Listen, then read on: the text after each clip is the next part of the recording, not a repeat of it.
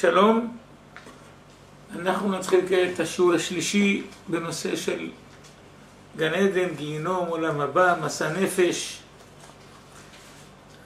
מקווה שבשיעור זה נוכל לסיים את הכל, אם לא, נצטרך לעוד שיעור.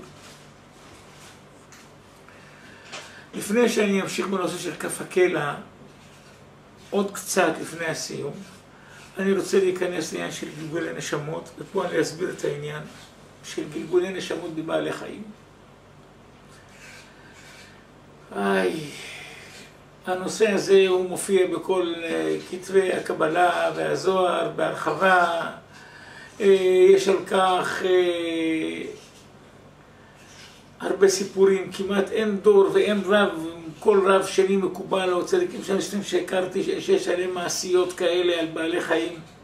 הרי אני כולי בגיל 17 כשהתחלתי להיכנס לכל העולם הזה היה על ידי שהיה חתול, שראיתי שפטיון ראה לי בחורה בת 17 שתפרה ביום שבת שבא בגלגול חתול. דרך זה אני נכנסתי לכל העולם הגדול הזה, ברוך השם, תודה רבה לבורא וברך שזיכה אותי, אבל זה היה המפתח. ולא רק ששמעתי מעשיות כאלה מאנשים שמסביבי, אלא אני בעצמי ראיתי את הדברים האלה במשך הזמנים. אנחנו יודעים שכל אלה שהולכים עם גויה, אם לא עשו תשובה, יבואו בגלגול כלב, ואלה שלא שומרים צניעות ועוד כמה סיבות באים בגלגול של חתולים, וברוך השם לא חסר בעלי חיים. כל ההומואים שהם השוכב והנשכב הם באים בעיקר בגלגולים של שפנים וארנבות, ולא רק השפנים וארנבות שיש היום שקוראים להם, אלא האמיתיים שלא מוכרים לנו. הארנבת והשפן שלנו היום הם לא האמיתיים שהתורה התכוונה אליהם. אבל גם לסוגים האלה, הלא האמיתיים, שקוראים להם בשפן וארנבת, באים כמה סוגים של סוגים של הומואים. הם באים גם כן בכל מיני בעלי חיים מסוגים כמו גמלים. הם גם קשורים לכך, לחטא הזה של משכב זכר. השם ישמור אותנו. בשאר הגלגולים מופיע שם עוד כמה סוגים של כל מיני גלגולים שבאים בעלי חיים על ידי כל מיני חטאים. לא אכנס לזה כי הדבר ידוע. אני יכול רק לומר דברים קטנים. סיפרתי בשער יוסף מעשה הכלב של משפחה שבאו אליי, ודיברתי עם הכלב וסיפר לי על הגלגול שלו הקודם שהיה עם גויה. היה בשכונה שאני גרתי בירושלים, היה בן אדם אחד שהכרתי אותו, ומדי פעם היה אפילו בא אליי לבקש ממני רעפים לגג שלו. אני היה לי בניין משלי עם גג רעפים, ותמיד הייתי מחזיק ברזרבה רעפים. כל פעם היה בא לבקש ממני איזה רעף או שניים שנשברו לו, בחורף זה קורה הרבה. ככה אני הכרתי אותו, הוא היה כמה בניינים בודדים מהבית שלי. לי היה בכניסה לבית, הייתה לי סוכה בגודל של 36 מטר מרובע. שהעצים של הסוכה היו נשארים כל השנה שם, עליה. לא הסכך, העצים שמחזיקים את הסכך. וזה היה למעשה פרוס על כל רוחב הכניסה לבית, בכל החצר. והנה יום אחד הופיע חתול אחד והתחיל את העיר שמה ולהטיל גללים על הרצפה עד שהיו שופים את הבית ואת הכל מנקים שמה, ופתאום הוא בא מלכלך. פעם, פעמיים, 3, 4. התחלתי להתבונן בו, הכרתי שזה אותו אדם שהיה השכן שלי שהיה לוקח רעפים. הכרתי אותו. אמרתי לו, פלוני, אני יודע שזה אתה. עוד פעם, אם תבוא לכאן, אני אפרסם לכולם שזה אתה. אתה רוצה להתבייש? תבוא עוד פעם. מאז הוא לא נכנס. היה נזהר לא להיכנס יותר, היה מקיף מסביב לגדרות, מסתובב הרבה בשכונה, כי בדרך כלל כל הבעלי חיים באים בסביבות הקרובים שלהם, המקומות שהיו קודם, שהם התרגלו אליהם, שם הם מסתובבים. אבל יותר לא לכלך. באותו יום שזה קרה, אמרתי לאשתי, את יודעת, זה החתול שמסתובב, זה פלוני. שהבניין שם לא רחוק, היה שייך לו. היא נכנסה להלם. אומרת לי, מה אתה אומר? אמרתי לה, מה את נבהלת? את קוראת גלגולים פה בבית, מסתובבים כל מיני דברים, סיפורים כאלה, כל שני וחמישי, מה את נבהלת? היא אומרת, לא מהסיפור, ממה שאני יש לי לספר לך. תדע לך שאני מכירה את אשתו. אשתו התאהבה בחתול הזה. כל בוקר היא מכינה לו 1/4 קילו, קופסה של 250 גרם של גבינה ליד הדלת. והוא בא ואוכל את זה. בוקר היא מכינה לו. דווקא לחתול הזה התאהבה מכל החתולים של הזבל שבשכונה. אחרי כמה ימים אמרתי, בוא, אתה יודע מה? בוא אספר לך כעת עוד סיפור. ראיתי את החתול הזה עולה על הגג של הבניין שלו וקופץ למטה, מנסה להתאבד, למות ולא מצליח. קופץ ולא מצליח ועולה וקופץ. כמה וכמה פעמים הוא קפץ מהגג שלו ולמטה כדי שיוכל למות ולא הצליח. טוב. המעשים באלה הם ידועים והרבה, גם פה אני תכף אקריא לכם על כמה מעשיות כאלה שחמוד אפתיה בעצמו מספר בספרו. על כמה אחדים שהוא הכיר ככלבים, וגם כן על עוד כמה דברים, ביניהם על רוח של מת שהוא טיפל בו. הבחור הזה ישב בתוך בחור אחד בשם אפרים, וחכמות היה בא כל פעם ועושה עליו ייחודים כדי לטפל ברוח. אז כותב פה חכם יהודה, שתוך הדברים האלה שהוא היה יושב ומטפל ברוח, בתוך הדברים האלה הגישה לו אמו, לבחור, אפרים, בשר צלי לאכול. ובעת שנתן חתיכה אחת לאכול, אמר ליושבים, הביטו יראו איך בחתיכה פלונית מגולגלת אישה זקנה ב-85 שנים. מסיבת ב-87 שנים. מסיבת שהייתה סורקת שיער ראשה בחצר מול הפתח הפתוח לרשות הרבים. תראו על מה. על מה בא בגיגול של בעל חיים. ואחרי גיגולי בעלי חיים, קודם כל אולי גם לא היה גיגולים של דומם וצומח. אבל גם אחרי גיגולים של בעלי חיים, אדם לא יכול להגיע לדרגה של לעלות לגן עדן, הוא חייב לעבור בגיגול בין האדם עוד הפעם, לפני שיגיע לגלגול, לפני שיגיע לחיצתו בגן עדן. עוד אמר הרוח, גם בחתיכת הרימון שבקערה השנייה מגולגלת בת אחת. גם בציפור זה היושב על ענף האילן שמצד הימין מגולגלת בו ריבה אחת. וכל זה אני רואה בעיניי ותמה אני עליכם איך אינכם רואים. ולכן צריך שאחד מכם יברך על חתיכות אלו בכוונה. וכל העומדים יענו אמן כדי לתקנם. וכן עשינו כדבריו. כך מספר חכם אפתיה בספרו הלוחות מנחת יהודה על פירושו על יחזקאל ל"ז. מה שיש ברבנו הארי דבר שממש מזעזע, שיום אחד הוא הלך עם רבי חיים ויטל ברחוב והראה לו מרחוק עז. הוא אומר לו שהעז הזה זה גלגול של בן אדם מלפני 1500 שנה, שהיה צדיק גדול, ו1500 שנה הוא ישב בגן עדן. עכשיו מעלים אותו, תמיד אנחנו יענישו אותנו על הדברים הכי דקים שלנו. מדוע? קודם כל מענישים את הבן אדם מהדברים הכי גסים שלו. אחרי שהוא נקי מהם מעלים אותו לגן עדן התחתון, בדרגה התחתונה. אבל התאבון בא עם האוכל. כשהוא בא לעוד דרגה שנייה, אז בודקים את התיק שלו מחדש ודנים אותו על עבירות יותר דקות. עוד מעלה, עוד עבירות דקות. עד שהוא מגיע למצב שעליו נאמר, הוא סביבה מסערן מאוד, שדנים אותו בן אדם על דברים דקים ביותר.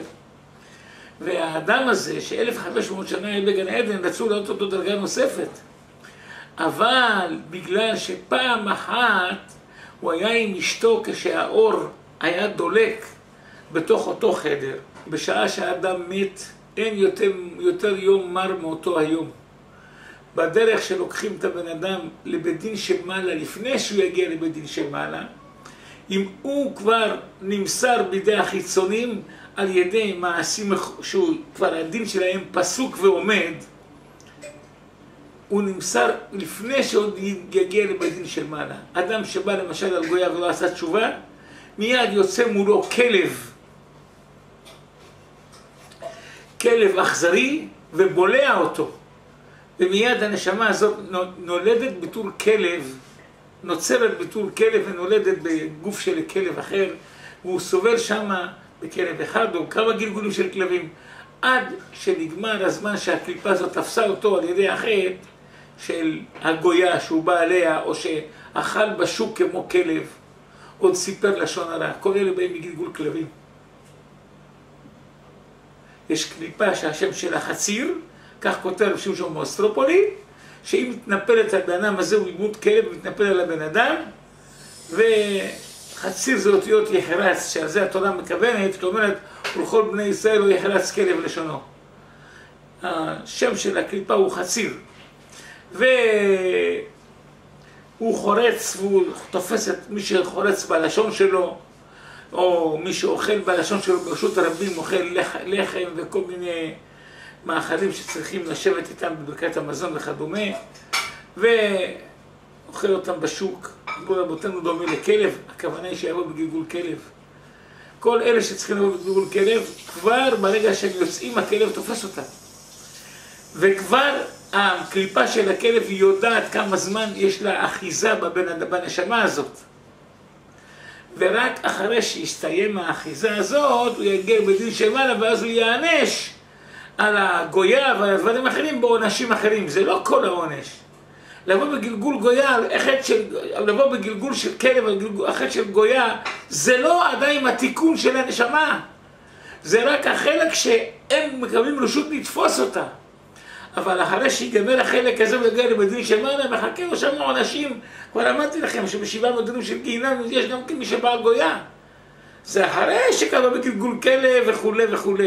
וכל אלה שאתם מספרים לשון הרע וכל הדברים האחרים, עונשיהם חמור, אבל זה, כל זה, קודם כל גלגול של בעלי חיים.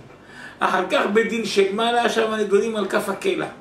רק אלה שמתאבדים הולכים לכף הקלע אפילו בלי בדין של מעלה. תופסים אותם מיד בדין של מעלה, לא מחכים לראות אותם כדי לפסוק להם את זה. והם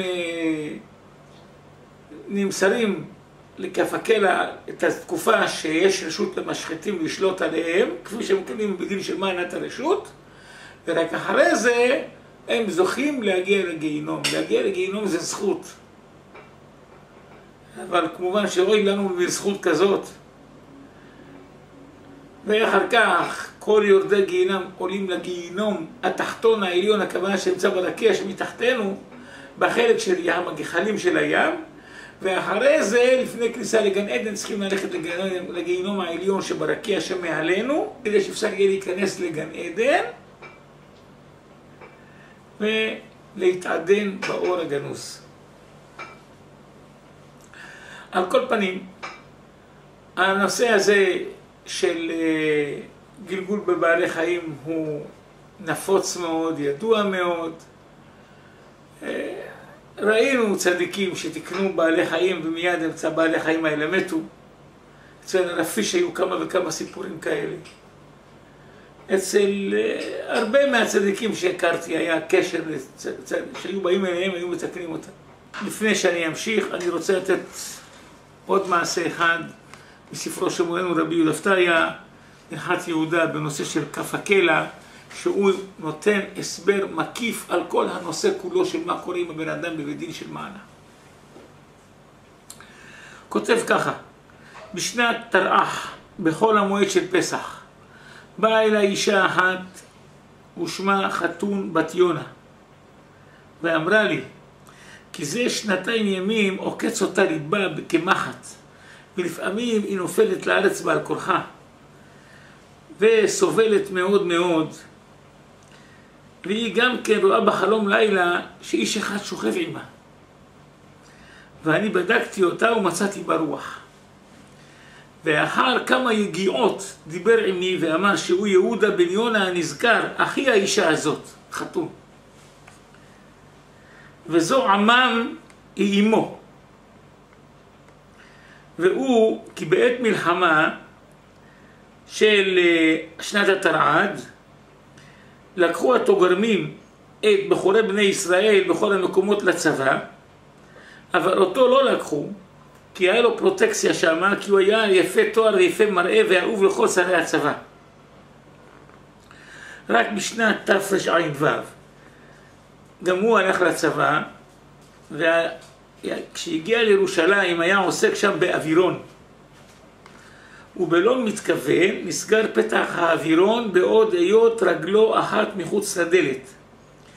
וברגע חתך הדלת את רגלו בעת היסגרו, למעלה מן הארכובה, מהשוק, וניצל מרחוק, ומרוב הכאב התגלגל בארץ פנים ובאחור. וכל רפואה לא הועילה לו, עד שלבסוף הבאיש מקום החתך והיום תולעים, וימות מיתה משונה.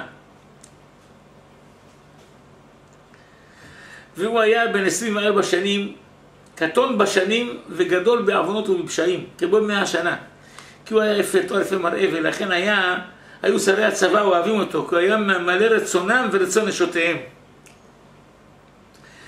והיה לוקח שכר טורחו בשני הצדדים. גם כמה אנשים זונות אוהבות אותו ומשחרות אותו שיעשה רצונם כרצונו. מכל צד שירצה ובכל זמן שירצה. גם איסור נלווה עמם, כי כל איסורי התורה בהיותו כיתר נחשבו לו. ובזמן מועט לא כביר הצביר לו כעפר איסורים ועוונות ופשעים. עד שברבה עוונותיו הוא נלכד ומת באותה מיתה משונה, רחמנא ליצלן. ואחרי מותו שב חלק הנפש של רגלו שנחתכה למקומה, ונעשה רוח. ונכנס באחותו חתון בעת שנבעלה על ביתה שנפלה מהגג. ולפי שהוא מלומד לנעוף, לכן גם אתה לא יכול לשקט ושוכב עם אחותו בכל עת שירצה. והיא מרגשת שאיש זר מתעלל בה ומצטערת הרבה מאוד, וכו' וכו'. ואמר שאמו אחותו הנזכרים לאל, זאת אומרת זאת שהרוח בתוכה ואימה שזאת אמו, היו מתים אוזניהם ושומעים את כל דברי הרוח. ותאמר לו אמו, שקר אתה אומר על יהודה בני, כי איננו מת חס ושלום, אלא עודנו בחיים. אני מצפה שבזמן קרוב יבוא להיגרד משלומו. ואם אתה בני באמת, תן לי סימן על זמן שהיית קטן. וישיב לה, כי בהיותי קטן היינו ישנים בחורף בחדר פלוני, ואת היית שוכבת על הרצפה בצד פלוני, ואבי יונה שוכב על המיטה בצד השני. וכאשר הייתי מתעורר בלילה ובוכה, את היית משוררת לי שיר הערס שהוא כך וכך. ופעם אחת הייתי בוכה ולקחה אותי אחותי חתון הזאת, והשכיבה אותי על זרועה, והייתה מספרת לי סיפור פלוני עד שחטפתני השינה. כל זה אמר הרוח, וחתון ועמם הודו לדבריו. שאלתי לרוח האם הוא עירום, ואמר לי שהוא עירום כביום היוולדו, ולא עוד אלא שכל גופו מלא שערות ארוכות כדמיון העז. ושם המשחית העומד על ימינו נקרא נחמן. וכדי שלא להאריך אני כותב בקיצור, כי יגעתי עמו בייחודים בתיקון נפשו כמו 2 שנים, עד שנת תרפ"א, עד שנעשה חלק מהשערות שלו. זאת אומרת, הייחודים הם מנקים את הנפש, מתארים אותם ורפאים אותה. אבל אותו לא ריפא. מדוע? כי במשך 2 הוא כבר צריך להגיע לגן עדן עם כל התיקונים והייחודים של חכם יהודה. אבל הוא לא נרפא מלא, יעני כי כל מה שהייתי תולך עמו ביום היה חוזר ומאבדם בלילה בשוכבו עם אחותו. ולבסוף כאשר עזר השם את אחותו, הוא לא היה יכול לשכב איתה, כי תכף הייתה מתעוררת מהשינה ומקללת ומנדה אותו. היה יוצא ממנה והולך ושוכב עם חתול או עם כלבה. ועליו ועל כיוצא בו אמר שלמה המלך, נפש רשע היוותה רע. ואחר 2 שנים שהתחיל להתקן ופסקה ממנו הזוהמה מעט, וגם תאוות המשגל התחילה להיקל, אז התחלף המשחית העומד על ימינו במשחית אחר, שהוא יותר טוב מהראשון. וכן היה גם אחר כך, שכאשר היה הרוח נתקן יותר, היו בדין העליון מחליפים את הממונה בממונה אחר היותר טוב. ושכחתי את שמות הממונים המתחלפים, רק שהאחרון שבהם הוא היה נקרא יוסף. ואחר 2 שנים הנזכרות, זכה ללבוש מכנסיים, ובשבוע שלאחריו לבש גם כתונת, עד שבסוף לבש גם כובע ומעיל, והנפלאות ומנעלים, ופניו השחורים התלבנו ונעשה מכובד, מדוע? כי הייחודים ניקו את כל הזוהמה, את כל הקליפה. הנפש היא טהורה, אבל הקליפה, העוונות עושים עליה חלודה וזוהמה וזפת ולכלוך שמעוותים את הצורה שלה. וכשמנקים ומנקים ומנקים, היא חוזרת להתלבן להיות כמו שהיא הייתה. אז זה העונשים שלה, הוא כפקלה והגיהינום. אבל אם אדם עושה את זה בייחודים, אדרבה, הוא מנקה את זה בלי איסורים. זה כל הצורה של התשובה גם כן, לנקות את זה בלי איסורים. אחר כך גזרתי עליו ללכת למקום הרוחות ולהכריז שמה שכל מי מהרוחות שרוצה להינצל מהצער שהוא בו ולהתקן כדי שיוכל להיכנס לגיהינום, יבוא אצל יהודה בחלום הלילה ויגיד לי את שמו ושם אמו ואת פשעו וחטאתו, ויהודה הנזכר הוא יטרח בעבורו ויתקנהו כפי שתשיג ידו. והרוח מיהן ללכת שמה ולהכריז עד אשר יכרחתיו. וכאשר חזר הרוח מן ההכרזה, בא אליי בצבון לב ובדאגה ואמר לי שאין די שלא הועילו דבריי כלום, אלא הייתי כמשוגע בעיניהם. וישחקו וירקדו ויטפחו כף אל כף ואומרו זה נעשה חכם, זה נעשה חכם, עד שנחפשתי ללכת ולהימלט מהם. אמרתי לרוח, מה שם הפקיד שעתה הוא ממונה עליך? אמר לי יוסף שמו. אמרתי לרוח, אתה עמוד מהצד ואל תדבר מאומה, כי רצוני לדבר עם יוסף פקידך. ותכף התעלפה כתון כמו רבע דקה, בעת שנדבק בה הפקיד כדי לדבר עמי על ידי לשונה. ויען ויאמר הנני. אמרתי לו מי אתה מדבר? אמר לי אני יוסף הפקיד. מה לך כי קראת לי? אין אני יודע אותך מתמול שלשום, כי זה לי 3 ימים מעת בואי ועדיין לא ראיתיך, ואין אני מדבר עמך, כי לא הייתה כזאת שידבר החכם עם הפקיד רק עם הרוח בלבד, ואין לי עסק, אין לך עסק עמי. אמרתי לו ואם יתנו לך רשות הבית דין, אמר לי אם יש יכולת בידך טוב. אז נשאתי עיניי למרום, התפללתי תפילה קצרה ואמרתי ריבונו של עולם, יהי רצון לפניך שתיתן רשות ליוסף הפקיד לדבר עמי. וכדמי את הדבר הזה הייתי את יוסף שאיתה את אוזנו כלפי מעלה וענה ואמר בלחש הן.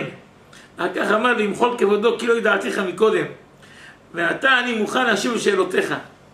אמרתי לו האם יתנו לך רשות? אמר לי הן, כי אמרו לי אל תמנע ממנו דבר. אמרתי ליוסף תגלה את עצמך לנגד עיניי ואראה אותך פנים בפנים. אמר לי זה לא ייתכן, כי הוא חושש שאני תפחד ותיבהל. אמרתי לו אל תחוש לזה, אין אני נבהל מראיית פניך כי רגיל אני בעניינים האלו. אמר לי אני בוש ונכנע לגלות את עצמי, כי תואר פניי הוא משונקת מתואר בני אדם העשויים בצלם ודמות. אמרתי לו אם כן הודיעני נא את תואר פניך. נאנח ואמר כי פנינו מצד הכתף והחותם שלנו ארוך מאוד מגיע עד החזה וגם הוא עקום מאוד. אז אמרתי ליוסף די בזה, מעתה גש הלאה כי רצוני לחזור לדבר עם הרוח. ותכף התעלפה חתון מעט וחזר רוח של יהודה בן יונה למקומו. אמרתי לרוח אין עכשיו זכית תהילות לאל ללבוש מחלצות ונעשית האדם מכובד, בוא ואשלחך לבית דין הגדול שברקיע לשאול לבית דין דברים שאני מסתפק בהם. אמר לי מתיירא אני שמא יענישו אותי. אמרתי לו בוודאי לא יענישו אותך כי אתה הולך בשליחותי. אמר לי אי אפשר לי ללכת שמה כי שומר הפתח לא יניח אותי להיכנס. אמרתי לו בוא לפני השומר ותאמר לו אני שלוח מאת יהודה לשאול דברים מפי הבית דין, האם יש רשות להיכנס? אמר הרוח זה אפשר לעשות. ואני נתתי את סדר הכניסה ואת השאלות שמתי בפיו כמו שנבהר בסמוך. ועלה הרוח בתחילת הלילה לבית דין וניגש אצל שומר הפתח לשאול רשות להיכנס, והשומר אמר לו חכה פה עד שילך לשאל את פי הבית דין. והשומר שאל לבית דין והבית דין אמרו שייכנס, ונכנס הרוח והשתחווה מלוא קומתו לארץ וחזר ועמד ואמר הנה אתה אני משתחווה לפני מלך מלכי המלכים הקדוש ברוך הוא במקום יהודה, כי כן הוא ציווה עליי. וכאשר עמד הרוח שהוא משתחווה לקדוש ברוך הוא, אז קמו ועמדו הבית דין על עומדם, בית השתחווה את הרוח לפני הקדוש ברוך הוא, וירד אור מלמעלה על מקום הבית דין, להורות כי נתקבלה אותה השתחוויה. ואחר כך חזר הרוח והשתחווה למשיח במקומו, וחזר והשתחווה פעם שלישית לסופר בית הדין במקומו. סופר בית הדין הוא הנקרא ספריאל. אנחנו מזכירים אותו, מכוונים אותו בתפילות של ראש השנה וכיפור, באמת עושה השלום, מכוונים בשם של הסופר הזה. שהוא ממונה על כל בתי הדינים, והוא החותם על כל הפסקי דינים, ועל כל הדברים הנעשים בעולם. בכל זמן שלא חתם, אין אותו דבר יוצא לפועל. ועוד חזר והשתחווה לבית דין עצמה במקומי. ואחר כך קראו הבית דין לרוח וניגש אצל השולחן, ושאל שאלות אלו. אם גזרו הבית דין על הרוח להיות בכף הקלע כך וכך שנים, ואני מתקן את הרוח על ידי הייחודים, ועל ידי כך מתבטלת גזירת הבית דין מעליו, האם ירע בעיני הבית דין כי אני גורם לבטל את מה שגזרו? תשובה.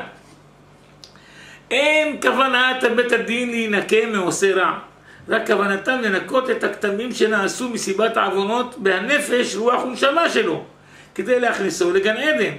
והם יודעים את הכתמים כמה שנים צריך ובאיזה מין עונש יתנקה ויתאר. ואם אתה מתאר ומנקה את הנפש בזמן מועט, מה אכפת להם לבית דין? אחר כך ראיתי שכן הוא בזוהר בראשית, וזה לשונו וכו' וכו'. ובתשובת הבית דין על שאלה זו יתורץ מה שמקשים העולם, כי מאחר שגלוי וידוע לפניו יתברך שאותו אדם עתיד לחטאו, ואם כל זה בראו, אם כן הרי על מנת כן בראו, וסבר וקיבל, ואם כן המאי הוא מענישו על חטאו. אמנם לפי תשובת הבית דין ניחא, כי אין כף הקלע וגיהינום נקמה ועונש על חטאו, אלא כולם הם למען לנקותו מהכתמים שנעשו בנשמתו כדי להכניסו אחר כך לגן עדן. והוא דומה לאדם הקונה בגד חדש, כי אף על פי שגלוי וידוע לפניו שאחר כך יתלכלך הבגד ההוא, עם כל זה אינו נמנע מלקנותו, וכאשר יתלכלך אחר כך הבגד הוא מכבס אותו, ואין דעתו בכיבוס הבגד ההוא להינקה מן הבגד שהתלכלך, רק רוצה לנקותו בלבד. ולזה כינה הנביא את עונש העבירות לרחיצה והדחה, כמו שאמר בישעיהו פרק ד', אם רחץ השם מצורת בנות ציון ואת דמי ירושלים ידיח מקרבה, כי אין עונש העבירה כי אם רחיצה והדחה ולא נקמה. שאלה שנייה, אם אדם נכנס ברוח וביום השבת הוא מצער אותו, האם מותר לי לייחד ייחודים בשבת ואין בזה משום בורר את הקליפות מהרוח שהיא חלק אלוה ממעל? תשובה, אם הוא מצטער מותר, כי זה דברים שהם לא אסורים מהתורה, רק נראה כאילו מרפא, אז זה נקרא דברים דרבנן. כשיש צער בדברים, אדם שמצטער, מותר לו לקבל תרופות, שלחכמים אסור לקחת תרופות בשבת, רק לאדם שהוא מצטער או שזו תרופה קבועה.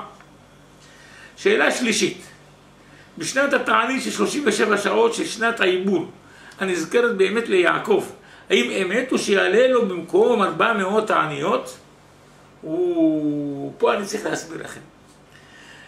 אחד מתלמידיו של הרשש, רבי שלום שרעבי זכותו יגן עלינו, היה רבי יעקב ניניו.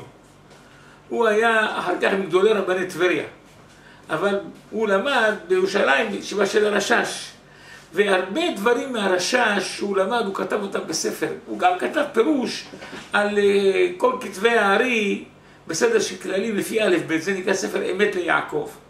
בסוף יש לו קונטרס שפת אמת, שם הוא מביא דברים ותיקונים שנעשו בישיבה של הרשש, ודברים הוא מביא גם מכתיבת ידו של הרשש. בין הדברים הוא מביא שם תיקון לאדם שנשא אלמנה וכו' וכו', נתן שם כמה תיקונים. בין התיקונים הוא אומר שהרשש תיקן ייחוד שמועיל כמו 400 תעניות. זה אם אדם מתענה בשנה מעוברת, אם המולד הוא בתוך 10 שעות לראש חודש, לא יותר מאוחר. אז אם אדם מתענה לפני זה 37 שעות, שזה משקיעה של יום כ"ז, וכל כ"ח בתענית, ובכ"ט עד המולד הוא בתענית, והוא בלילה הראשונה לא ישן כל הלילה, הראשונה או השנייה, יש בזה כל מיני סברות. יש אומרים השנייה, יש אומרים הראשונה, על כל פנים. בלילה השנייה, יש עושים את זה בשנייה, לא ישן כל הלילה, ולומד סדר לימוד ארוך שיש, כולל תהילים וכולל קטעי זוהר, ויש סדר ארוך מאוד ללמוד. ואחר כך הוא מתענה עד שעה שהמולד, זה מועיל, זה בערך המינימום 37 שעות, בין 37 ל-44 שעות זה יוצא. התיקון הזה מועיל לכפר לבדם על כל עוונות של קרי שהוא חטא, ועל חילול השם, שזה עוון חמור מאוד. יש מקובלים שאמרו, זה כן, זה לא, כל אחד רוצה להיות חכם. אנחנו לא מתחכמים. אם הרב הגדול הזה אומר את זה בשמו של הרשש, בשבילנו זה חותם בשתי חותמות. אבל היות והיה בזה ספקות, מה אמר, כן אמר, הרב יוסף חיים עצמו, יש לו בתשובה ברב פעלים על כך, הוא נשאל על כך, והוא אומר תראה, אנחנו לא יודעים, אבל זה קצת סותר את דברי רבנו הארי, אבל אם הרשש אמר, מקובל עלינו. רק מה, אם זה חל ביום ראשון, הצום, זאת אומרת, צריכים לצום משקיעת החמש את שבת.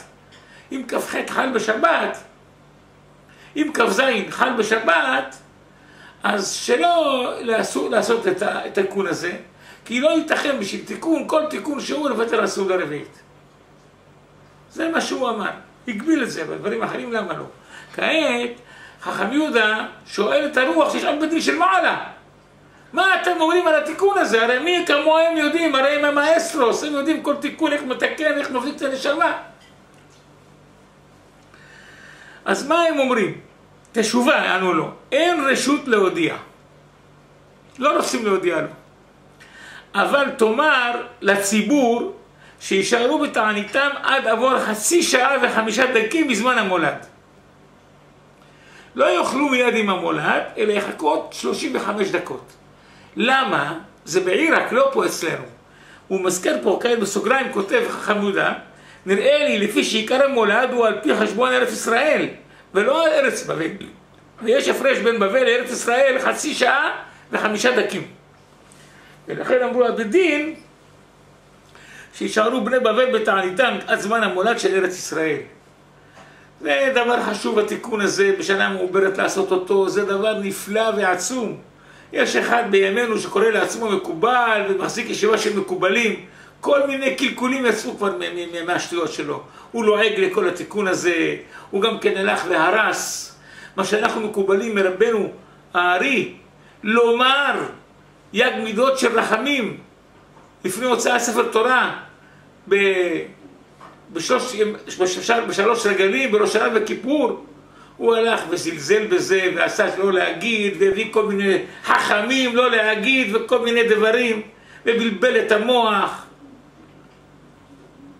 מי לנו יותר גדול מרבנו הארי ורבי חיים ויטל שכותבים את זה? הלך, עשה קשקושים. צריך להקפיד לומר את הדברים האלה. זה חשוב מאוד, זה עם הבקשה שאחריה, שתיקן רבנו הארי לומר אותו. רק מה, אנשים לא יודעים, בסידור כתוב להגיד אותו פעם אחת, זה טעות. צריך להגיד אותו 3 פעמים, את הבקשה. כמו שיש 3 פעמים יגמידות של רחמים, גם את הבקשה עצמה לומר 3 פעמים. אבל לא להגיד את הבקשה אחר כך יש בסידורים, שזה תיקן אותו נתן העזתי בחמדת ימים, את זה לדלג. יש בסידורים עוד בקשות להגיד, בראש חודש יש להגיד, ובחגים, את הבקשות הארוכות האלה שם שיש במחזורים, צריך לדלג אותם. זה אומנם בקשות יפות, ובאמת על פי הסוד הנכון, אבל היוצא מן הטמא טמא, זה יצא מן נתן העזתי שהוא חיבר את ספר חמדת ימים, לכן אנחנו לא קוראים את זה. גם בבזאל לא היו קוראים את זה. שאלה רביעית היא על מה שנאמר בספר עץ חיים בפרק א' דשער כ"ה, וזה לשונו, אם כן יהיה הסדר מצל שם חוכמה דעת בינה. ואני רוצה להבין איך יהיה הסדר מצל הפך אותיות צלם. הרי זה צריך להיות צלם. למה אומר רבנו הארי ככה? תשובה, דברים אלו אינם נמסרים ביד שליח, ואנחנו ניתן דעת בלב יהודה להבין אותם. כך אמרו לה בדין לרוח, אנחנו קודם ניתן ליהודה שיבין את הפירוש, לך אי אפשר למסור קבלה. ושליחות, כעת כותב יהודה, ושליחות זו הייתה ביום ראשון כ"ב אדר ב' של שנת התרפ"א, ובליל שני כ"ה אדר הנזכר, בעוד שהיה הרוח עומד ושואל לפני הבית דין, בדיוק באותן דקות אני הייתי מעיין באותה הסוגיה ומחזר עליה כמה פעמים עד שעה רביעית מן הלילה, ובשעה רביעית פתאום עלה במחשבתי פירוש הגון וישר, והוא הפירוש שכתבתי בספרי בית לחם יהודה. ואחר כך בבוא הרוח ביום אצלי להחזיר את תשובת השאלות, שאלתי אותו באיזה שעה מן הלילה היו שאלות ותשובות, אמר שבשעה רביעית מן הלילה. ואם כן, לפי זה נמצא כי בשעה שאמרו הבית דין אנחנו ניתן דעת ליהודה להבין אותם, באותו שעה עצמו נתנו לי בינה להבין כוונת הרב. תראו איזה תורה יש לנו, תראו מאיזה רבנו הארי, תראו איך התורה שלנו, תורת אמת, משה אמת ותורתו אמת. אחרי הדברים האלה השתדלתי עם הרוח לתקנו, וקרוב היה לצאת מאחותו. לא עצר את עצמו ולטמא אותה, והלך ושכב מכלבתה. ופרחו ממנו כל המלבושים, והתחיל שיער ראשו לצמוח כאשר גדלה, והתחיל ביום לדבר איתי קשות. ושאלתי את יוסף הפקיד, על מה חזר הרוח לסורו הרע? ואמר לי, כי שכב אתמול עם כלבתה. וטבלתי והתחלתי לייחד לו הייחודים כמו 50 פעמים דחופים זה אחר זה, עד שלא נשאר לו כוח לייחד עוד, לא נשאר בי כוח לייחד עוד. וגם הרוח הצטער הרבה, כי כל ייחוד בשבילו זה כמו מכות של אש שמנקה אותו, ברנר לנקות את הנפש, עד שלא היה לו כוח לסבול עוד, והיה צועק מרוב הכאב ולא הייתי משגיח עליו. ואחר שפסקתי מלייחד אמר הרוח, אלך לי לקבר אבי יונה ואקבול עליך לפניו. ותכף הלך לו לקבר אביו והתעכב שם כשיעור רביעי השעה, ובחזרתו אמר לי כי לא ידע אביו מפטירתו וסבר שעודנו בחיים. וכאשר סיפר לו אופן מיתתו הצטער אביו מאוד ובצעק ובכה על בנו.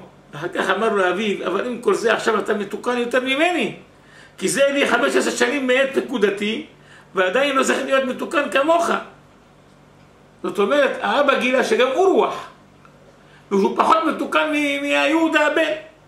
שאלתי לרוח, ואיך ראית את אביך, ערום או לובש בגדים? אמר לי, לא רצה לגלות את עצמו לעיניי, כי יכולים הרוחות להעלים את עצמם זה מזה. ואני הכותב הבינותי מזה, כי גם אביו היה ערום, ומפני הבושה העלים עצמו מבנו.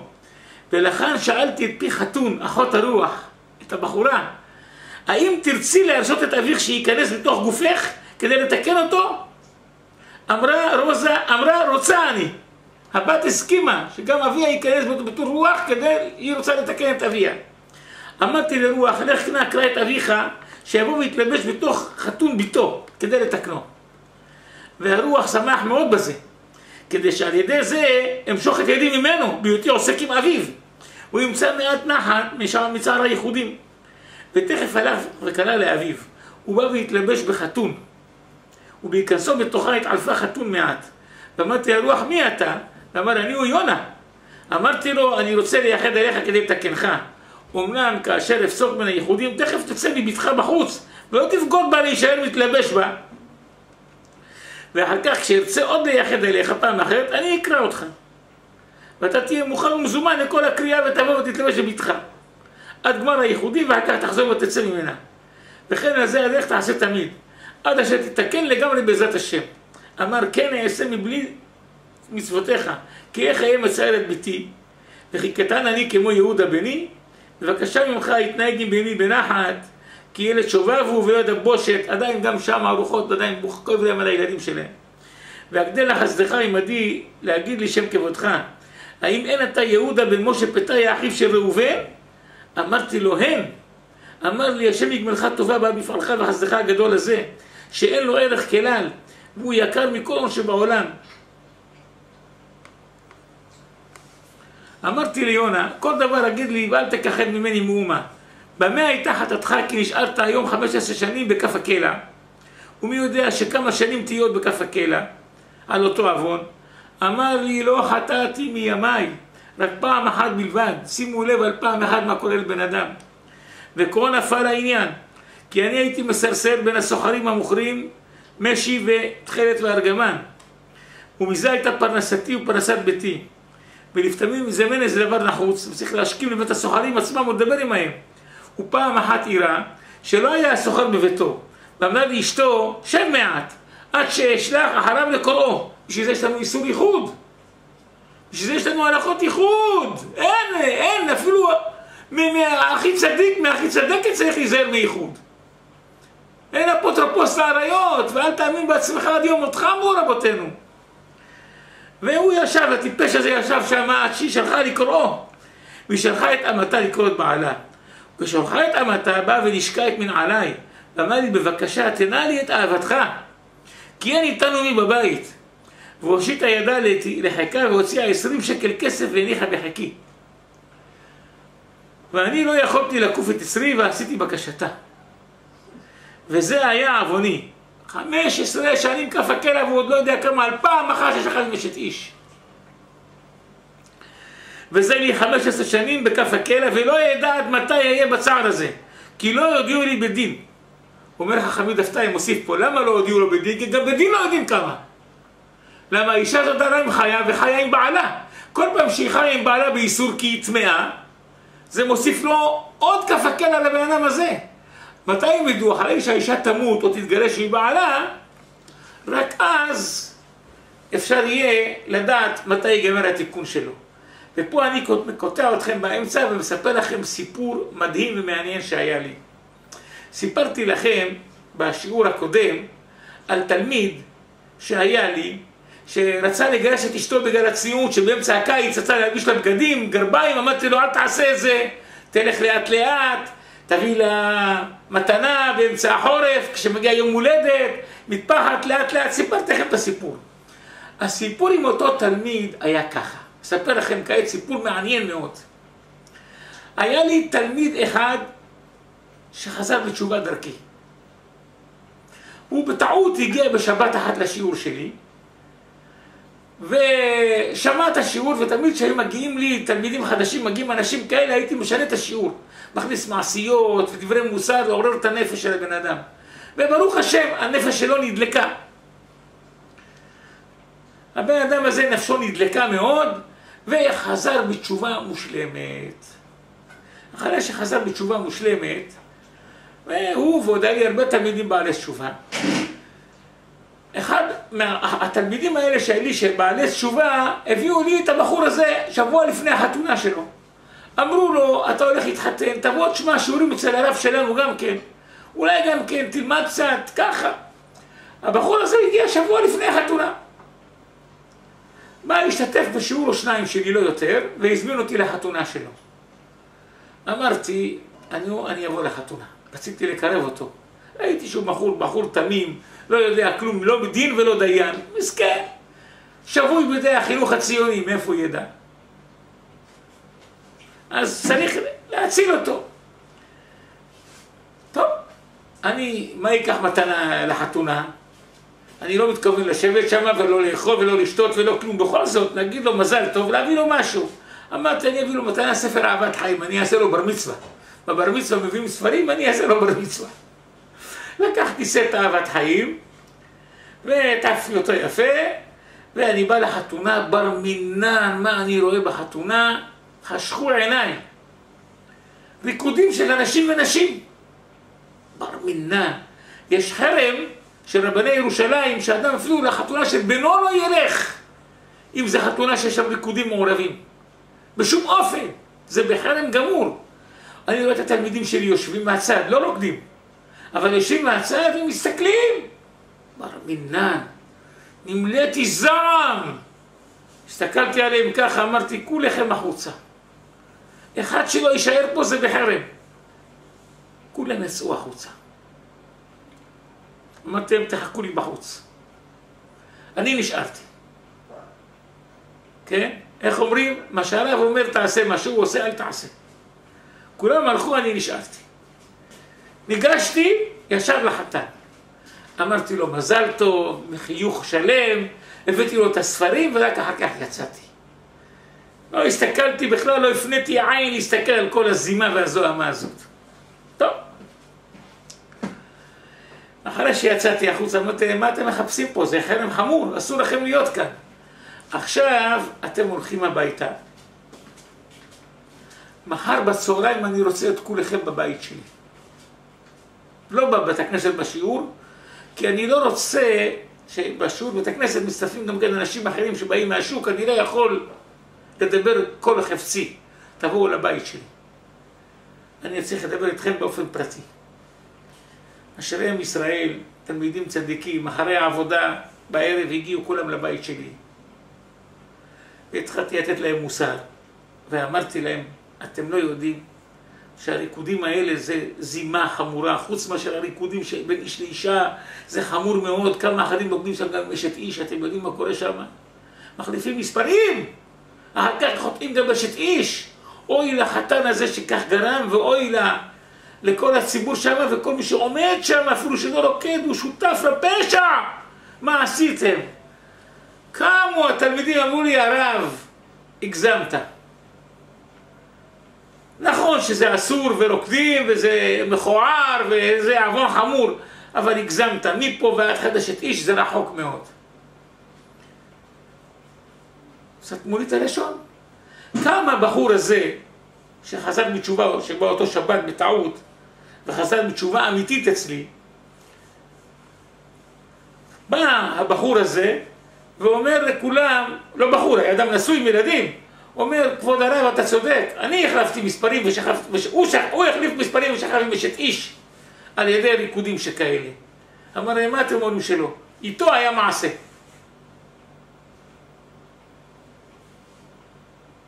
כולם כעת סתמו את הפה. מי צודק? יש פה, אין חכם כבעל הניסיון. אחר כך אמרתי לו, ולמה אתה לא תעשה תיקון על כך?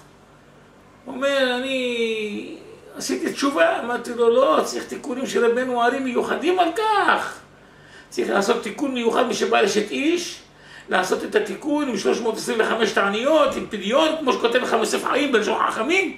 מה אתה חולם? הנשמה שלך. אמר לי הרב, מיד.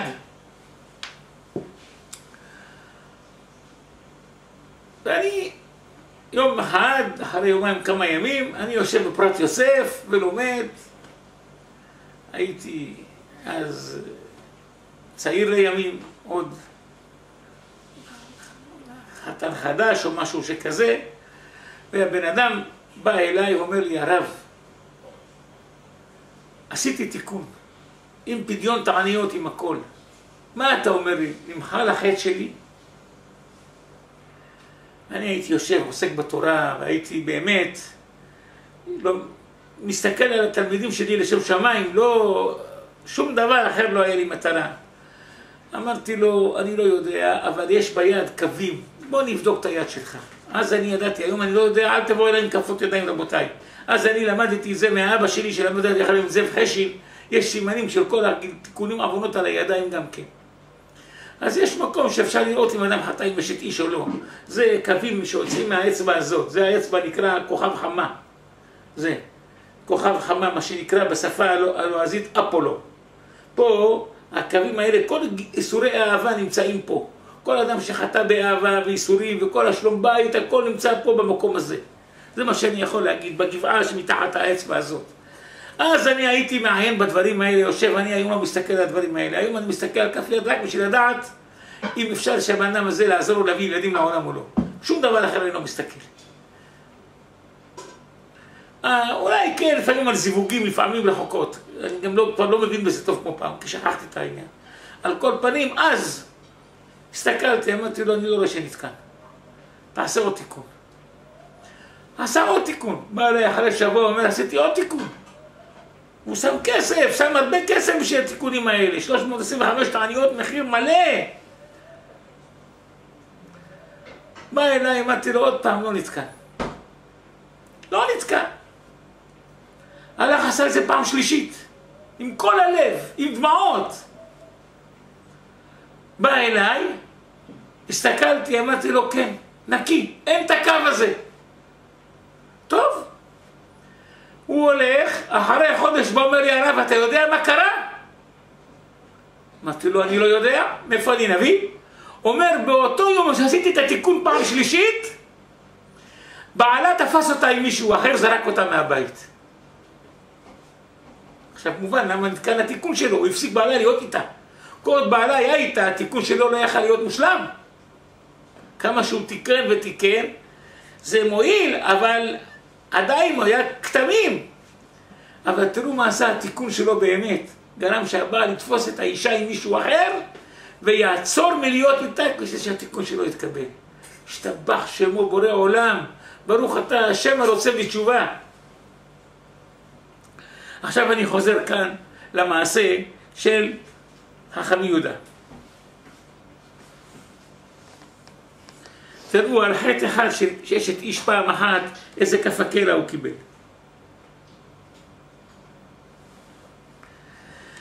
מספר כעת חכם יהודה, שואל אותו חכם יהודה, לא עשית תשובה בחייך על עוון זה? אמר לי לא, כי בושתי ונכלמתי להגיד פשעי וחטאתי לחכם, ולא עשיתי שום תיקון. כמה התיקונים האלה שווים רבותיי. אשריו מי שיכול לתקן את עכשיו את עצמו כאן כמה שיותר.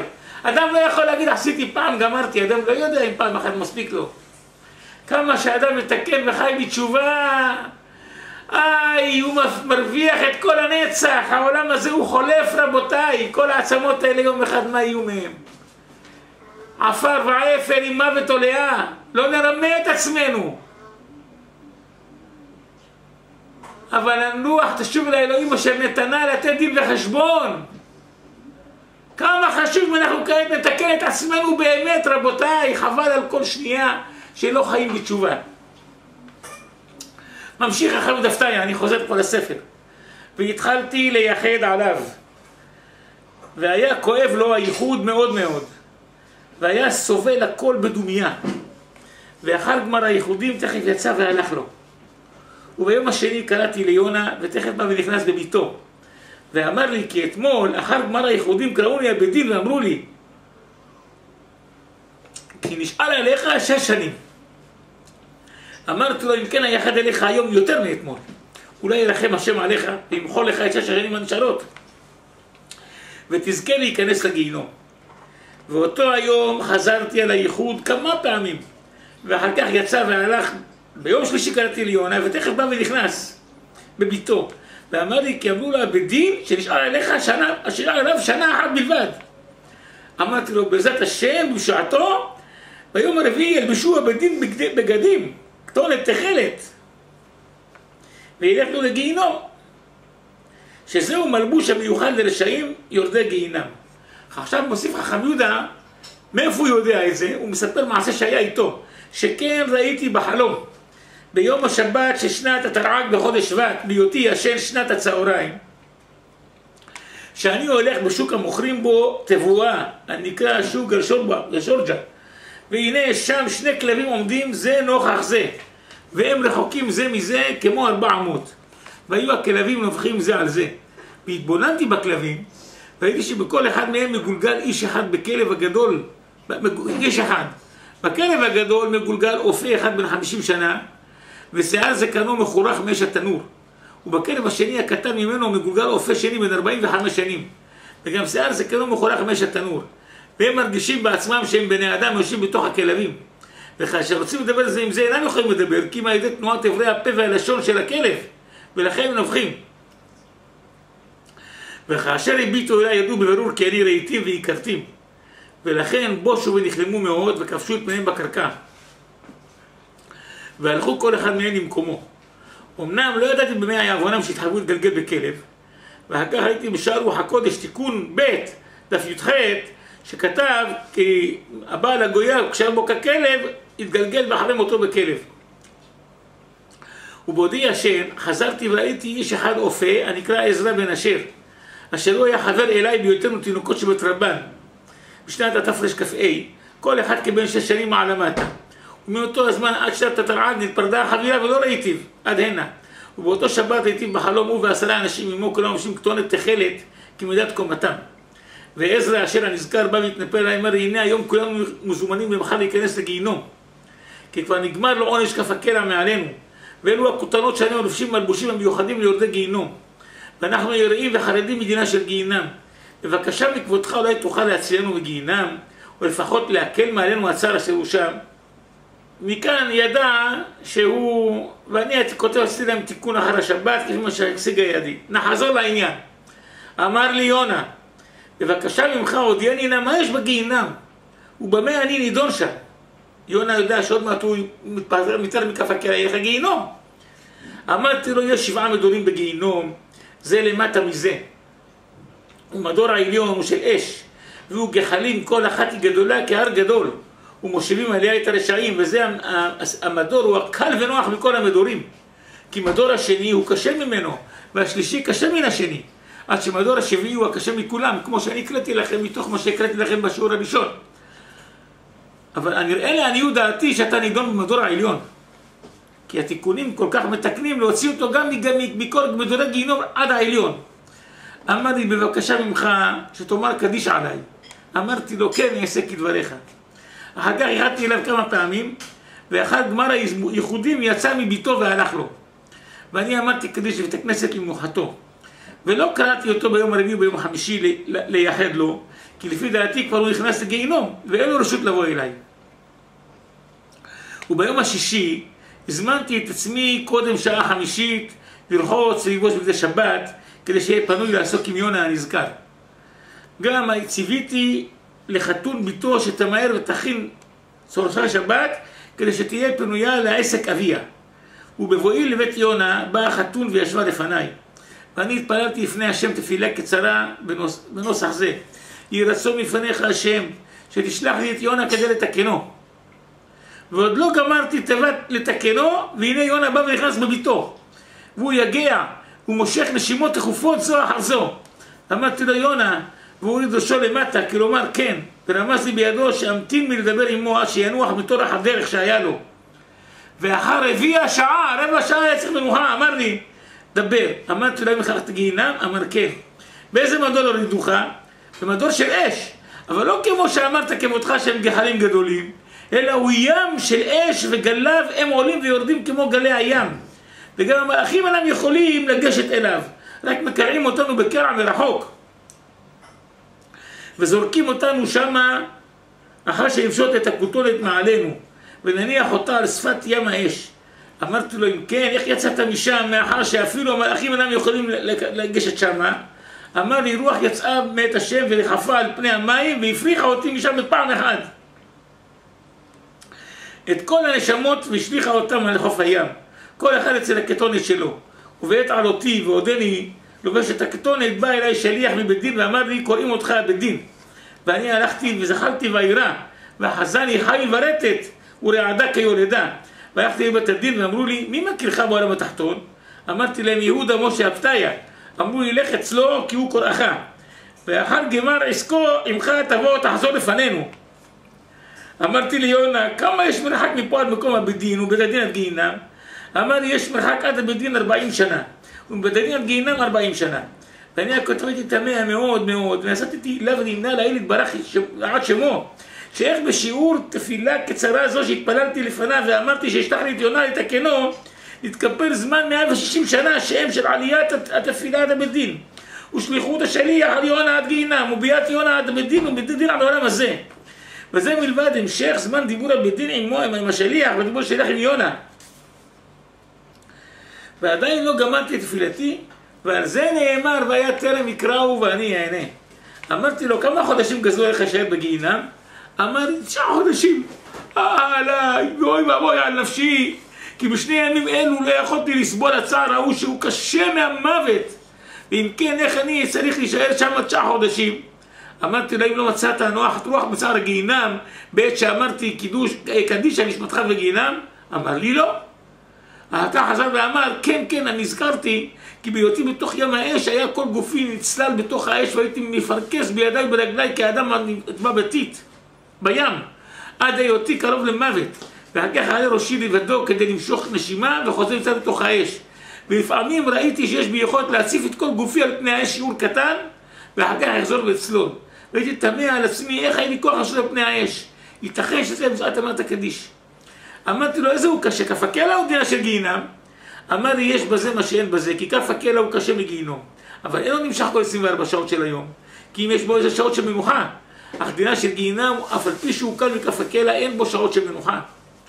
והתחלתי לעסוק עמו בייחודים עד מנחה קטנה. ואחר כך שלחתיו מעליי ולא קראתי אותו עוד, כי אם בערב שבת הבאה. ובערב שבת הבאה התפללתי לפני הקדוש ברוך הוא שישלח לי את יונה, ותכף ומיד בא יונה כנזכר לעיל. ואמרתי לו שגם היום חרדה גדולה נפלה עליך בעת בו שליח בדין. אמר לי לא נבהלתי, כי ידעתי שזה אתה. אמרתי להם שליח בדין בא עמך עד הלום, אמר הן. והוא עומד פה. האם ידעת את שמו?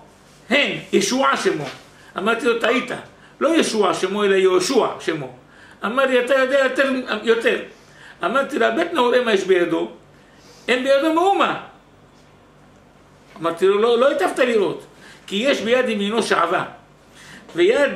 וחזר יונה והביט בכוונה ואמר כן הוא האמת, הוא מחביא אותה תחת כנפיו והעלימה ממני. אבל איך ידעת את כל זה? אמרתי לו שכן כתב אדם בספר חיים באדרת אליהו משמשון אסטרופולי, וחכמי ישראל יודעים הכל. אמר לי למה העלימה ממני? כפי שאין צריכה רק צדיקים כדי שיצדקו וכו' וכו'. שאלתי אותו מה אמרו עליך בדין באותו ערב שבת שעבר עליך בית חזרתך אצלם? אמרו ישאר עליך 3 חודשים בגיהינם. הייחודים תראו מה עשו לו, אפילו מהגיהינם תקנו אותו. אמרתי לו שמח יונה ותן הודעה להשם יתברך שמח עליך 6 חודשים מדינה של גיהינם. אמר לי אדוני יוודע עליך כ3 חודשים של שרים קשים שבהם. אמרתי לו אל תדאג, כי על ידי ייחודים גם אלה יעברו מעליך בעזרת השם ובשועתו. בוא ויחד עליך, אולי יחודך השם ויעבירם מעליך. והתחלתי לייחד עליו כמה פעמים זה אחר זה. ובעת היותי עסוק בייחודים נרתע לאחוריו וחזר ונתעלף. שאלתי אותו מה התעלפת? ולא היה בו כוח להשיב לי. אחר 3 דקים אמר לי כי באו 2 מלאכים וכל אחד תלש ושמט ביצה אחד מביציו, ותכף ומיד חזרו וחיברו אותם במקומם. כשהאדם חטא באשת איש, הביצים שלו הם ממלאים חלודה, והיה צריך לגיהינם הזה כעת לנקות את החלודה. כל הגיהינם היה בשביל לנקות את החלודה מהביצים שלו. עכשיו שהייחודים האלה ניקו אותו, היה צריך לעשות את הפיניש. באו 2 מלאכים ועשו את הפיניש, שמטו את הביצים, ניקו אותם והחזירו לו אותם בפנים, כי גם לנפש יש כמו גוף את כל החלקים. ומכוח כאב והתלישה פרחה נשמתו והתעלף עד אשר עבר הכאב מעט מעט. ואני עסקתי עמו בייחודים בערב שבת עד שעה 10 ומחצה מהיום. אחר כך תרתי ויצא והלך למקומו. וביום השבת קראתי שוב ליונה ותכף בא אליי. ואמרתי לו מה לך, מה אמרו לך בדין? אמרו כי נשארו עליי להיות 3 ימים בגיהינום. והבינו אותי מדבריהם כי תקנו לי מלבושים אחרים שמיוחדים לבשם בעת הליכתי לגן עדן. ושם ישב מחוץ לגן עדן זמן מוגבל, לא ידעתי כמה. ואחר כך חוזרים ונותנים לי מלבוש אחר אכנס בו לגן עדן. אמרתי לי יונה עד כאן תחום שבת, אין לי עשר עוד ממך. וקראתי אליו מקרא הזה וישלח את היונה ולא יספה שוב אליו עוד. אחר כך הוא מדבר על יהודה בנו של יונה, שהוא ניסה לתקן אותו ולא הצליח, כי הוא יונה הזה, יהודה הזה, כל מה שהיה מייחד עליו ביום היה הולך שוכב עם כלבות בלילה, מטמא את עצמו כרשעים. גם על פתחה של גיהינם לא חוזרים בתשובה, אמרו רבותינו. התאוות שלהם קשים מאוד, וברגע שהם התאוו למשהו בחיים שלהם הם גם אחרי מותם עושים את זה. אז אותו דבר. אז לא כתוב בגמרא שאותו קידור אבא שלו היה גנב בחיים שלו וגם לימד את הבן שלו לגנוב אחרי מותו, רצה לגנוב את הכסף של רבי מאיר בעל הנס? גם זה יש בגמרא. ובסופו של דבר יהודה הזה לא נתקן על הדף בגלל הדבר הזה. אני אקרא לכם עוד קטע קטן פה, בזה אני אסיים את דברי חכם יהודה. ומזה ידע האדם את יקר תפארת התשובה כמה היא גדולה, כי הצילה אותו זקן שעשה תשובה פה מכמה מאות שנים בכף הקלע. ועוד ממשיך.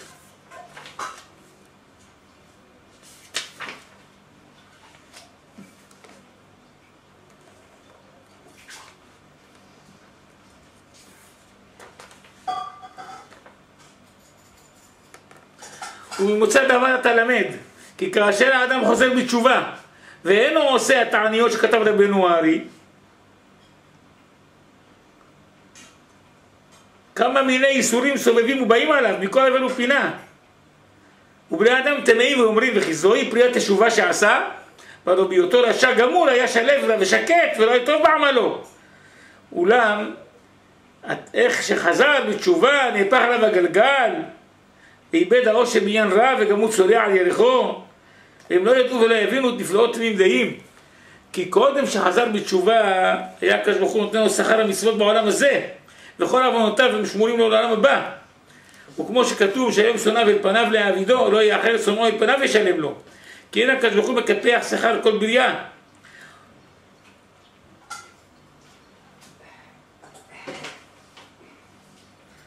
והצדיק נפרע מעוונותיו בעולם הזה, כמו שנאמר אין צדיק בארץ ישולם. וכן אומרת הגמרא במסכת קידושין, כל שזכרותיו מרובים מעוונותיו מרעים לו. פירש רש"י מרעים לו בעולם הזה לנקותו מעוונותיו שייטול שכר שלם. טוב, וכולי וכולי.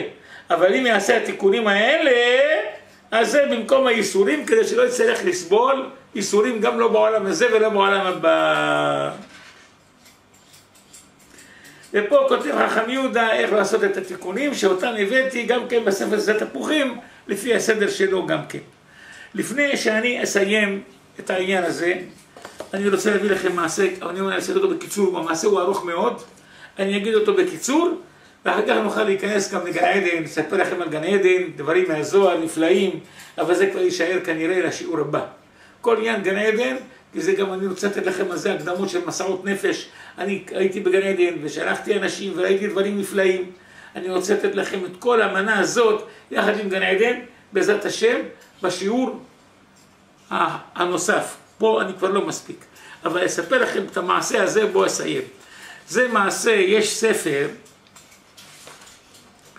ספר אחד שנקרא בכור ההיתוך. שם מספר מעשה רבי נתן שפירא. רבי נתן שפירא בעל מצת שימורים. הוא היה מגורי הארי. הוא היה מהמקובלים בדור שאחרי דורו של רבנו הארי. והוא כתב ספר יין המשומר. הוא היה אדם קדוש מאוד. רבי נתן שפירא היה ידוע כאדם קדוש מאוד מאוד. והוא גם כתב ספר מגלה עמוקות.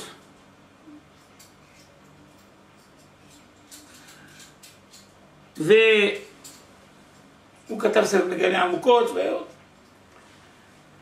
בעיר שלו קרה משהו מאוד מוזר, שהתחילו פתאום לבוא מגפות, פתאום התחילו למות, אצל היהודים דווקא, נשים בהיריון, נשים ביולדות, ילדים קטנים, והרב הלך עשה גזר תיקונים ותיקונים ותיקונים לעשות תעניות, עשו כל הקהל ציבור תעניות, לא עזר כלום. עוד המשיך, הייתה מגפה קשה, המשיך הדבר.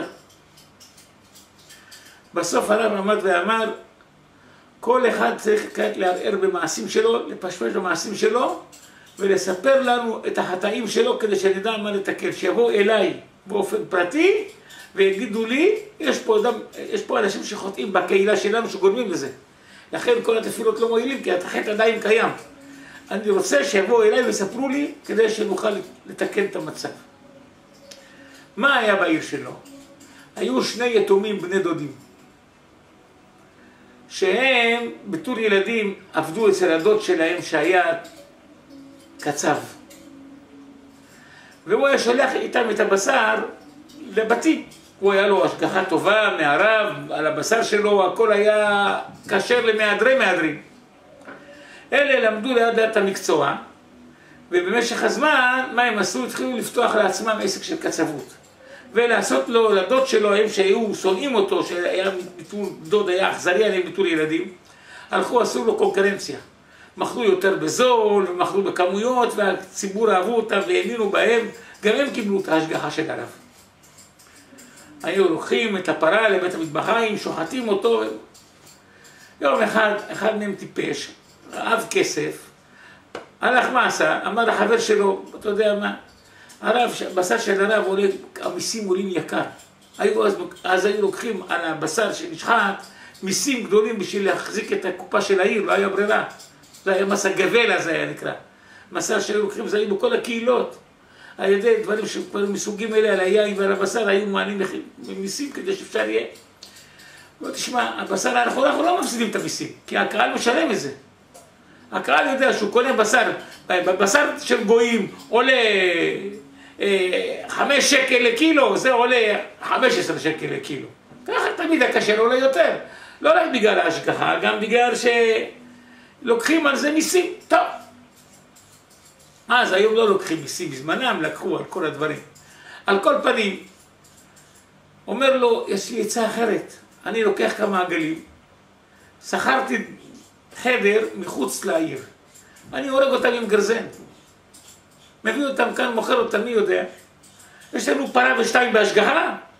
מי יודע אם השתיים הפרות האלה, זה הפרות האלה של הרב, או מה שאנחנו נכניס ככה, במקום למכור 60 קילו בשר, 200 קילו בשר של פרה, נוכל למכור 400 על אותו פרה, גם כן מאוד כמה עגלים. ואנחנו נעשה שוק. והתחילו לעשות ככה, והתחילו להכיל נבלות ותרופות את ישראל. במשך שנים, כמה שנים, הם היו עורפים עגלים וכבשים, ומוכרים אותם בתור בשר חלק כשר, וכל הציבור סומך עליהם ואוכל. זה בעיה עם הכשרות, לוקחים, הרבה מקומות יש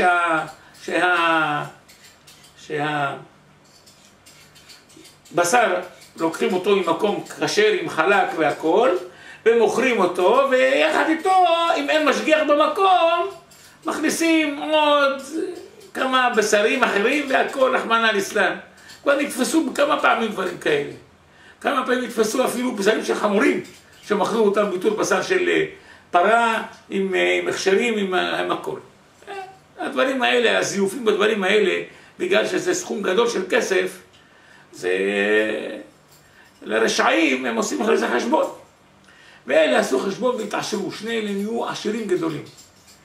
בתור עשירים גדולים, אחד מהם גם כן חיתן את הבת שלו עם תלמיד חכם. הוא רצה תלמיד חכם, הוא בשמוע עם הארץ, לא יודע לקרוא ולכתוב. אז עמי הארץ אפילו לקרוא וכתוב לא ידעו. הם גם מגיל 0 התחילו לעבוד בשביל להתפרנס, לא תלמוד תורה ולא כלום. הדוד שלהם לא שלח אותם לתלמוד תורה בתור יתומים, שלח אותם ללכת לעבוד בשבילו. אז היו עמי הארצות, אבל הוא רצה לבת שלו, לקח תלמיד חכם חשוב, וישב איתו, וכשהייתה כעת הגזרה וכל הדבר הזה, הוא יושב בבית, עם החתן שלו והכל, והוא שומע שהחתן שלו לומד. והחתן שלו לומד, הוא שומע, לשמוע הוא מבין, לקרוא הוא לא יודע לקרוא. הוא שומע שהחתן שלו אומר שכל מי שמכשיל את הרבים, אוי לו בעולם הזה ואוי לו בעולם הבא, הוא קורא שם מאיזה קטע. הוא אומר לו, רגע, בוא קרא לחתן שלו, אומר לו, מה אתה קורא? הוא אומר, מי שמכשיל את הרבים, אתה לא יודע, עוון שלו יותר חמור, מה? הוא אומר, ככה. הוא אומר לו, תשמע, קח אותי לרב. הלך לרב. הוא אומר לו, רבי, אני אגיד לך את האמת. אני כבר כמה שנים מכשיל את כולכם במסע של נבלות וטרפות. עכשיו אני מבין שבגלל זה כל הגזרה, לא ידעתי את חומר האיסור. עכשיו שמעתי מהחתן שלי. החתן שלי נתן לי להבין שאני מכשיל את כולכם, חשבתי שזה סתם ככה, זה סכין וזה גרזן, מה ההבדל? שניהם מתים וגמרנו. לא הבנתי את חומר הדבר. קרא גם כן לשותף שלו, שהיה שותף יחד איתו. הרב קרא לו גם כן, אומר לו, אני לא ידעתי את חומר האיסור, עכשיו אני שומע פעם ראשונה חומר האיסור, שנינו מוכנים לחזור בתשובה שלמה. אומר להם, הרב, אתם מוכנים לעשות תשובה שלמה? אמרו, בכל מחיר. אמר להם, הרב, תדעו לכם, שלגיהינום שלכם אין סוף. לא יהיה סוף. אתם הכשלתם את הרבים, גרמתם למות של צעירים וצעירות, זה כל זה על הדם, על הראש שלכם. אתם רוצים תשובה, התשובה היא קשה מאוד. אמרו, אנחנו מוכנים לכל תשובה. אמר להם, קודם כל הרכוש שלכם הוא לא שלכם. הוא בא מכסף של איסור. את כל הכסף במזומן, אתם כעת מביאים לי, אני מחלק אותו לצדקה.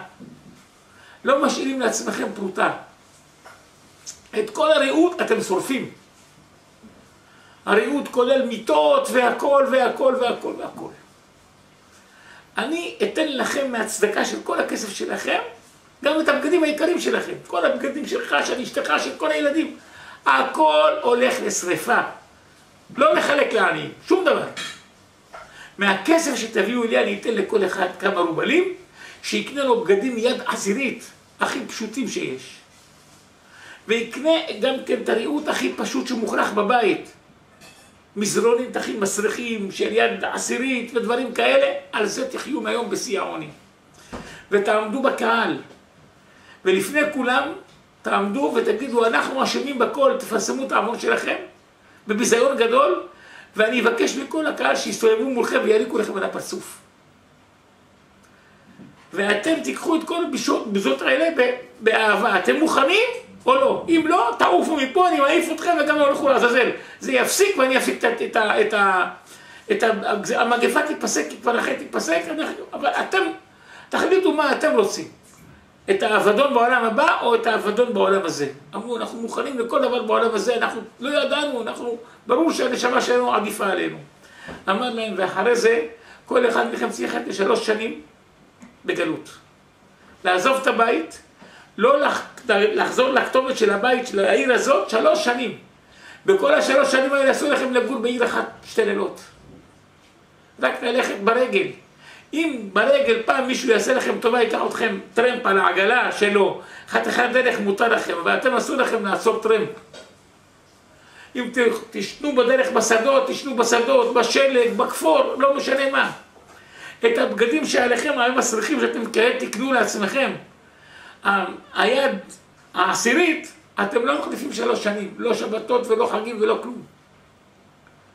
אתם גם לא מתרחצים 3 שנים. מסריחים עם הזהב, עם הכל בקיץ ובחורף. רק את הפנים מותר לכם לחוץ ואת הידיים. 3 שנים האלה אסור לכם לאכול אצל בעל הבית אחד יותר מאשר ארוחה אחת. ואסור לכם לישון יותר מלילה אחד באותו מקום. ואסור לכם לבקש נדבות של אוכל. רק לשבת בבית הכנסת לחכות שיזמינו אתכם ויביאו לכם. אם לא יביאו לכם, אל תאכלו אותם, תרעבו. ורק תשבו כמו עניים על פתח בית הכנסת שיתנו לכם נדבה חתיכת לחם לאכול. זה כן. 3 שנים תעשו זה, אם תחזרו לכאן אחר כך, אני מבטיח לכם שיכופר חטאתכם. אלה קיבלו ברצון. 2 הדברים. הרב בא ואמר, התגלתה כעת העבירה שנקראת פה, כל הקהל חייבים את כל הכלים שלהם להגעיל אותם. את כל הסירים והכדרות והצלחות, הכל עגלה, הכל טרף.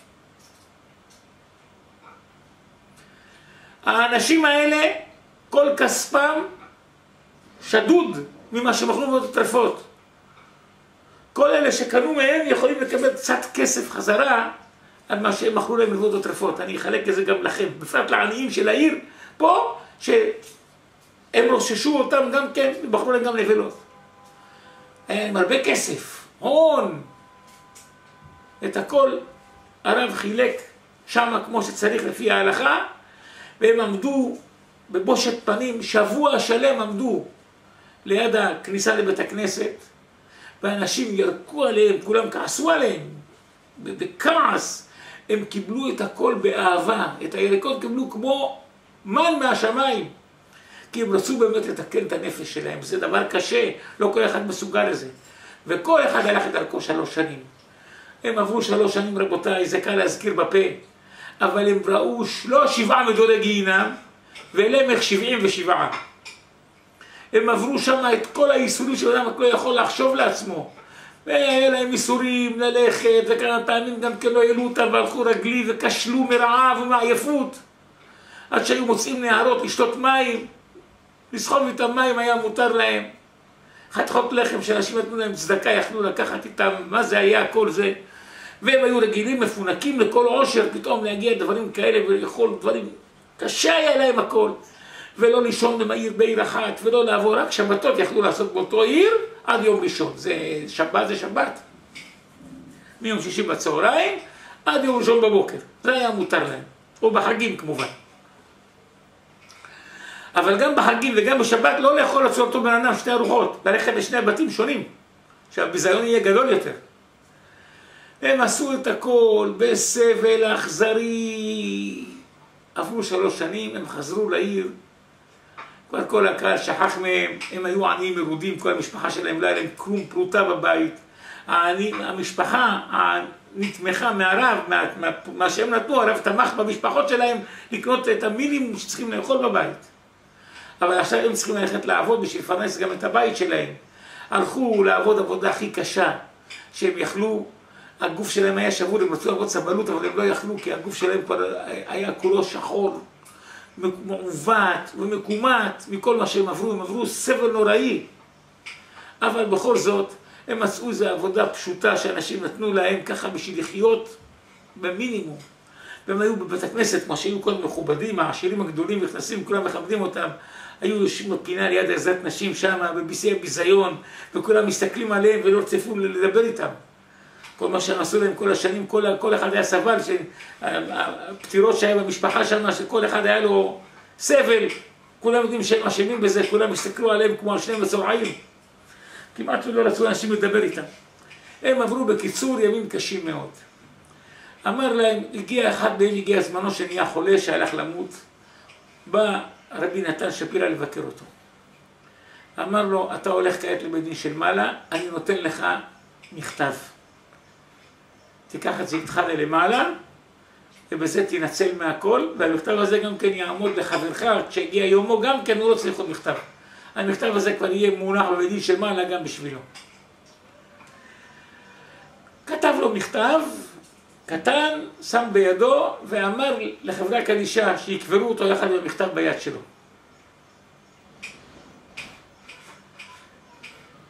בין התכריכים לכף היד, לכף היד צריכה להיות פתוחה, אסור שתהיה קפוצה, אסור לקבור מת עם ידיים קפוצות, לא יכול למשוך עוד אנשים שימותו, זה סכנה. חייבים רק בידיים פתוחות לגמרי, אבל בין הכף היד הפתוחה לבין התכריכים שישימו את המכתב. עד כאן זה אני אספר לכם בקצרה, כעת אני אספר לכם קצת יותר, אני אקריא לכם מתוך הספר.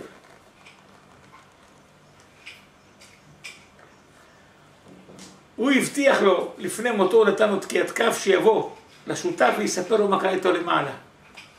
30 יום הוא לא הגיע, והוא ישב מתפוצץ לדעת מה קרה עם החבר שלו. אז ראה תשובה, ומי יודע מה מחכה להם למעלה.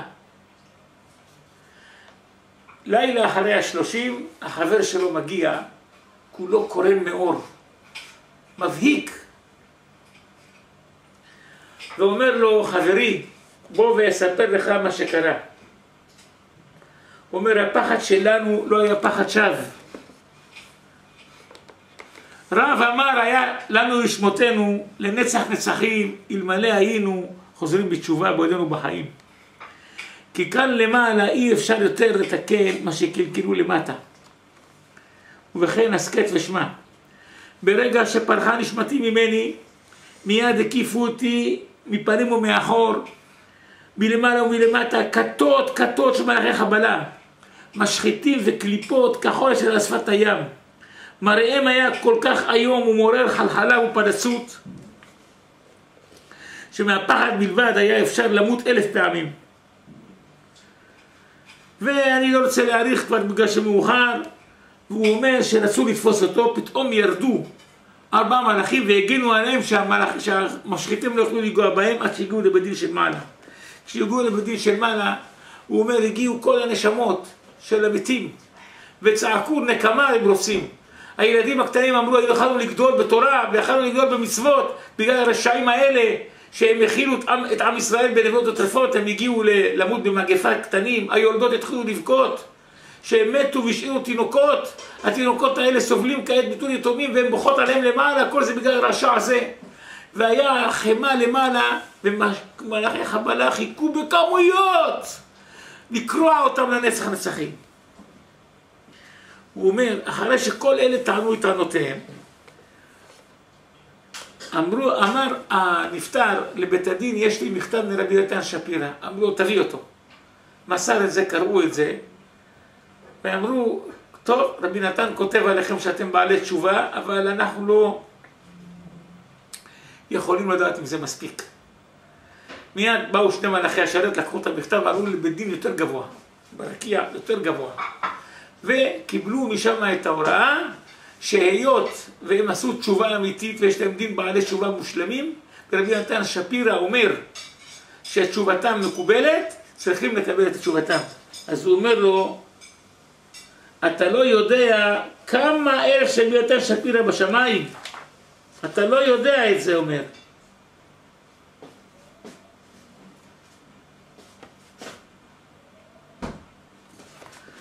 ובגלל המכתב שלו לקחו אותי, ואי אפשר, אבל מצד שני כל הנשמות האלה בוכים. הבית דין למטה החליטו, לא רק זה, הוא אומר, גם העגלים באו. העגלים והכבשים באו והתחילו לצעוק. אנחנו גלגולים של בני אדם שחיכינו לתיקון שלנו. אלה הרגו אותנו בלי תיקון. השחיטה הייתה מתקנת והאכילה בכשרות הייתה מתקנת. כל הנשמות האלה צעקו את שלהם. יצא פסק דין של מעלה, היות והם בעלי תשובה, והם הכשילו את הרבים, אבל הם בעלי תשובה שצריכים לקבל את התשובה שלהם בשלמות, אז אי אפשר עם כתם כזה גדול של מה שקרה. בשביל זה כל הנשמות נתקלים, גם של הילדים שבחרו שמתו בתור, שבאו לתקן ומתו בתור ילדים ולא הספיקו לתקן, גם אותם יולדות, על כל מה שעליהם לתקן והיו צריכות לסבול, על חטאים שלהם, גם אותם עגלים שבאו גלגולים של בני אדם לתקן, כולם מתוקנים אוטומטית. התשובה שעשו אלה יגן גם עליהם שכולם ייכנסו לגן עדן. ככה כולם יהיו מרוצים, לא יהיה טענות נגדם. ונהיה אורה ושמחה, כולם יצאו רגועים, כולם, כל אחד ממלאכי השרת לקחו אותם כדי להכניס אותם לרחיצה שלפני כניסה לגן עדן את כולם. וגם אותו באו שני מלאכי השרת וליוו אותו לרחיצתו לגן עדן, וכשהגיע לגן עדן שמו אותו במחלקה מיוחדת של בעלי תשובה, שיש להם שם מקום ושם הוא נהנה מזיו השכינה. עד כאן. רבותיי, זה ערכה של תשובה, זה האמת.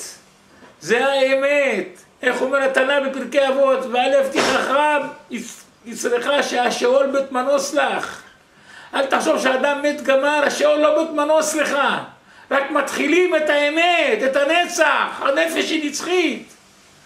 עכשיו נשוב כולנו אל השם ולקבלנו מצוות עשה של התשובה, כמו שנאמר ושבת על אדונך ושמעת בקולו, ונקבל אלינו מעכשיו לשמור ולהישמר, ואנחנו מתחרטים על כל מה שחטאנו עד היום הזה, ונקבל לנו את התשובה בשלמות, ובזכות התשובה נזכה בזה השם כאן לגאולה אמיתית במהרה בימינו, אמן.